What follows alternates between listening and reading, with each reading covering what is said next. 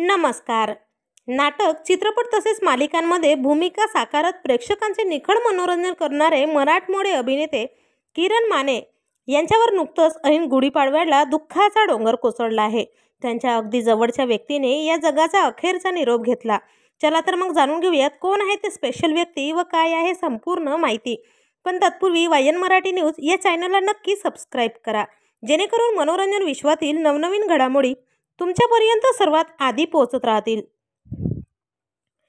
मित्रांनो, आज गुढीपाडव्याच्या दिवशीच किरण माने यांच्या वडिलांचे दुःखद निधन झाले आहे. 86व्या वर्षी त्यांनी अखेरचा श्वास घेतला. किरण माने यांनी फेसबुकवर पोस्ट शेअर करत ही माहिती दिली आहे. आज संध्याकाळीच त्यांच्या पार्थिवावर अंत्यसंस्कार होणार आहेत. त्यांनी लिहिलंय, माझे नातेवाईक, मित्रमंडळी आणि हितचिंतकांच्या माहितीसाठी माझे वडील दिनकरराव मारुती माने यांचे आज सातारा येथे राहत्या घरी वयाच्या 86व्या वर्षी वृद्धापकाळाने निधन झाले. संध्याकाळी 6 वाजता संगम माऊली सातारा येथील स्मशानभूमी येथे त्यांच्यावर अंत्यसंस्कार होणार आहेत.